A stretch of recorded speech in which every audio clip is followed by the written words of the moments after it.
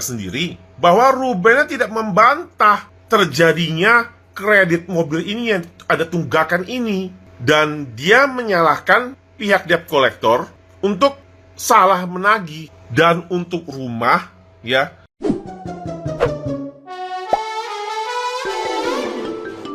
di tengah konflik perselisihan yang kian memanas, seorang netizen yang budiman dengan akun @zolitaire.zumblo kini pasang badan membela Sarwendah terkait kejelasan isu tunggakan finansial rumah tangga mereka. Pendukung Sarwendah tersebut secara tegas menjelaskan bahwa insiden kedatangan sosok penagih utang ke kediaman Sarwendah sebenarnya murni berkaitan dengan tunggakan mobil mewah milik Ruben Onsu. Pihak kuasa hukum Ruben pun dituduh sengaja mengaburkan fakta di lapangan demi membentuk narasi opini publik yang amat menyesatkan.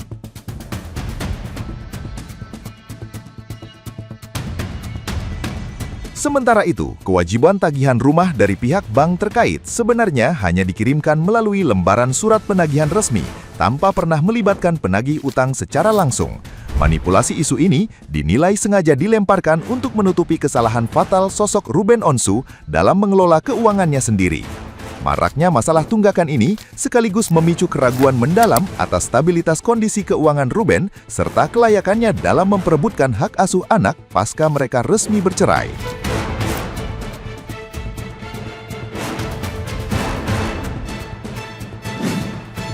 Guys, ini upaya memburamkan fakta dari para pendukung RO dan bahkan kuasa hukumnya RO sendiri, Minola Sebayang.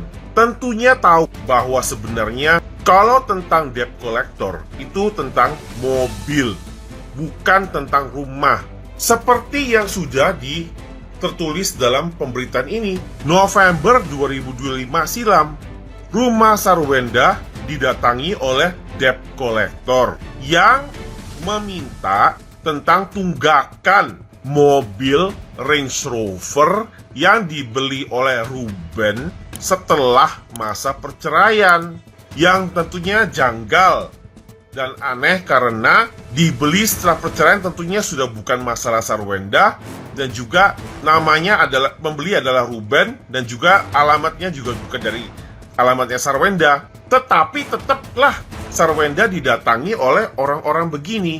Ini adalah insiden faktual, kesalahannya Ruben, tapi yang didatangi Sarwendah.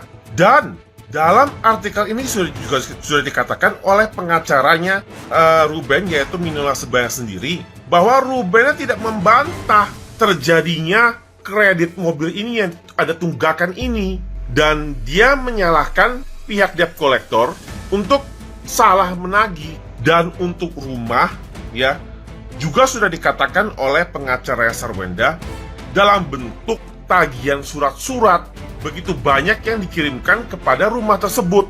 Bukannya debt collectornya rumah, melainkan debt collectornya ke mobil yang dipunyai oleh Ruben, dan lalu untuknya tunggakan rumahnya dalam bentuk surat-surat dari BCA. Nah, mungkin debt collector dari mobil ada kesalahan, ya. Tapi di sini jelas ya bahwa Minola Sebayang itu tahu tentang hal ini. Minola Sebayang tahu bahwa dikirimkan surat-surat tunggakan dan debt collector itu tentang mobil, bukan tentang rumah. Tapi di sini masih juga dia melemparkan bola-bola liar buat orang meragukan dan buat orang menduga-duga, menspekulasi liar yang akhirnya nggak bisa buat mereka membaca kebenaran secara objektif dan faktual. Tunggakan ada, buat rumah ada, buat mobil ada, dan lalu debt collector datang menagih untuknya mobil. Dan kalau misalnya yang tentang tunggakan dari rumah hanya dalam bentuk surat-surat, itulah fakta yang sebenarnya. Tapi di sini juga lagi menjelaskan satu fakta yang kita bisa simpulkan di sini, bahwa keuangan ataupun finansialnya Ruben itu dipertanyakan. Mobil yang nunggak, rumah yang nunggak, gimana dia bisa menjadi pihak orang tua yang lebih sehat yang layak mendapatkan hak asuh? Tentunya enggak. Nah, gimana nih menurut netizen yang terhormat? Silahkan berkomentar ya. Hei kalian pendukungnya Ben, kalian gak usah terlalu bermimpi sayang, terlalu jauh mimpi kalian. Kalian pikirnya si Ben itu akan menang untuk merebut anaknya? Gak segampang itu say. Kau pikir si Wenda akan tinggal diam? Si Wenda akan mati-matian ya memperjuangkan hak asuh anaknya sayangnya. Kalian sesama wanita loh, masa kalian gak kasihan sama si Wenda? Si Wenda itu seorang ibu dan single mom yang dimana dia lebih mementingkan kebahagiaan anaknya daripada kebahagiaan dia sendiri. Gimana kalau posisi kalian kayak si Wenda? Ya, hak asuh anak kalian diambil suami kalian, yang jelas-jelas anak kalian itu bahagia sama kalian, kecuali ya anak kalian itu kalian telantarin ya kan, gak kalian kasih makan, terus kalian gak sekolahin ya, baru ini udah mati-matian kalian mencari nafkah live 24 jam supaya anak kalian bisa makan, bisa sekolah yang bagus, terus tiba-tiba suami kalian rebut anak kalian. Gimana perasaan kalian? Ya, bagi kalian ya wanita-wanita yang mendukung si Ben mati-matian untuk merebut hak asuh anaknya dari si Wenda, ya semogalah kalian tidak merasakan apa yang dirasakan si Wenda.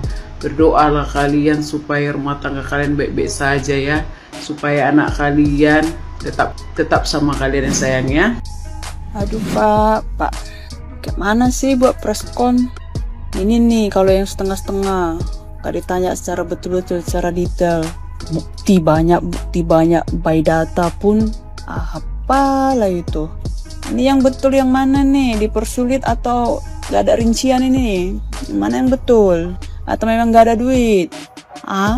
Tuh hari dibilang dipersulit, datang kliennya tidak ada dipersulit sama sekali karena trauma dia nengok rumah itu, banyak kenangan. Nah itu mulut keluar dari mulut kliennya ya. Sekarang datang pengacaranya, tidak kasih rincian. Klien saya minta rincian. Gimana itu? Bilang aja nggak ada duitnya, makanya nggak ada dikirim bulan-bulan. Ini udah bulan 7, bentar lagi bulan 8 loh, maknanya 8 bulan loh. Dalam hukum aja itu dulu salah tahu. Dalam hukum 3 bulan tidak menafkahi anak itu sudah salah. Jadi ini fokus sama hak pengasuhan anak aja, jangan melebar kemana-mana ya Bapak Minola Sebayang yang terhormat. Yang jadi ini masih pertanyaan ini, yang betul yang mana? Dilarang jumpa atau rincian nggak ada, yang mana yang betul? Kenapa berubah-ubah ya? Tiap detik, tiap menit, tiap jam berubah-ubah. Gak dikasih rincian, Wenda kasih tuh rinciannya. Kayak mana nih? Ini si Minola ini minta rincian, gak kau kasih rupanya. Makanya gak dikasih bulananmu. Banyak yang komen bilang saya mendukung Ruben, saya tulus mendukung Ruben, kan Ruben ayah yang baik untuk anak-anaknya. Yakin dia ayah yang baik? Kalau menurut saya ayah yang baik tidak akan pernah stop menafkahi anaknya walaupun alasan apapun.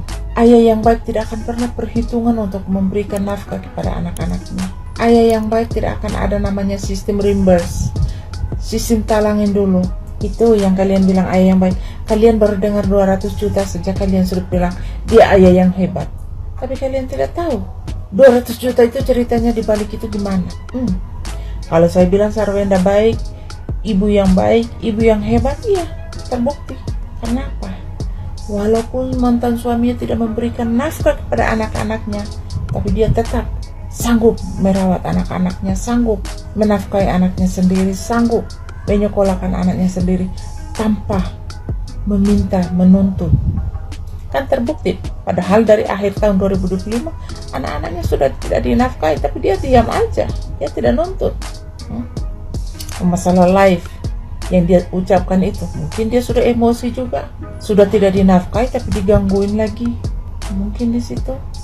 Dan juga gara-gara jari kita netizen yang suka panas-panasin, yang suka umpan-umpan emosi orang, sok tahu kita masalah orang, kita sok tahu, sok ikut campur. Saya di sini bukan ikut campur, tapi saya mendukung. Saya sebagai perempuan mendukung Sarwenda. Saya bukan ikut campur Apa yang kita nonton, apa yang kita lihat dalam masalah mereka, itu yang saya komentari. Dan saya berhak mendukung Sarwenda. Karena menurut saya Sarwenda lah wanita yang hebat, wanita yang baik. ibu yang baik untuk anak-anaknya. Itu. Kalau memang kalian bilang dia ayah yang baik, buktikan dong kebaikannya itu seperti apa gitu. Jangan hanya komentar-komentar aja, dan jangan hujat orang yang mendukung Sarwenda. Nah, jangan menghujat dan jangan melepaskan emosi kalian dengan mencaci, memaki, menghujat Sarwenda di kolom komentar. Tidak akan ngaruh buat kami fans-fans Sarwenda. Kalian mau hujat, mau edit foto seperti apapun, tidak akan pernah terpengaruh buat kami. Kami akan tetap mendukung Sarwenda. Kami akan tetap di pihak Sarwenda. Ya, karena kami tahu Sarwenda adalah ibu yang baik, wanita yang hebat, wanita yang tidak pernah cari masalah kepada siapa. Buktinya sekarang aja dihina, difitnah, dihujat sana sini, dia tidak gubris, dia tidak pernah muncul klarifikasi. Itulah makanya saya mendukung Sarwenda. Jadi video itu adalah wawancara Ruben dengan media pada waktu Ruben dan Sarwenda belum lama bercerai. Lantas sekarang kenapa Ruben justru memojokkan Sarwenda mengenai status rumah itu? Karena terakhir di saat Ruben memposting Gio, pacarnya Sarwenda, membuat video endorse di rumah itu, jadi seakan-akan rumah itu hanyalah hasil kerja keras dari Ruben, sehingga terbentuklah opini kalau rumah yang ditempati Sarwenda itu rumah yang dijadikan tempat untuk pacarnya Sarwenda, Gio, membuat konten di rumah itu hanyalah hasil dari kerja keras Ruben, sehingga para netizen menghujat dan menghina Sarwenda. Dan jelas-jelas Ruben tahu kalau rumah itu dibangun adalah juga merupakan hasil kerja keras dari Sarwenda. Jadi menurut saya kalau di posisi Sarwenda berhak melakukan apapun di rumah itu. Apalagi rumah itu dijadikan juga tempat dia untuk bekerja, membuat video konten, endorse, seperti yang dilakukan oleh Gio, pacar Sarwenda. Semata-mata video itu dibuat hanya untuk kepentingan pekerjaan. Kecuali jika Gio, pacar Sarwenda, itu sudah tinggal menetap di rumah itu selagi mereka masih dalam status pacaran. Kalau demikian Ruben wajar keberatan, karena rumah itu adalah hasil dari pada saat mereka menikah. Jadi notabene rumah itu akan diwariskan untuk anak-anak mereka. Jadi untuk rumah itu Ruben tahu betul kalau Sarwenda punya hak penuh untuk rumah itu, dan Ruben juga punya hak untuk datang berkunjung ke rumah itu. Tetapi kenapa sampai Ruben berubah? Tidak sesuai dengan kata-kata yang disampaikannya di saat mereka baru bercerai. Karena ada yang men-trigger sehingga dia bisa berubah. Dan menurut saya itu adalah kehadiran Gio di tengah-tengah kehidupan Sarwenda dan anak-anaknya. Jadi Ruben belum siap menerima anak-anaknya itu berada di lingkungan atau sosok ayah baru di tengah-tengah kehidupan anak-anaknya. Dan untuk menutupi agar tidak terlihat cemburu, dibuatlah drama dipersulit bertemu dengan anak. Tapi dari persoalan rumah ini yang paling jahat menurut saya, Ruben jelas-jelas tahu kalau rumah ini adalah juga hasil dari kerja keras Sarwenda. Tetapi postingan yang diposting di IG mengenai Gio membuat para netizen beropini kalau Sarwenda dan Gio menikmati hasil kerja keras Ruben.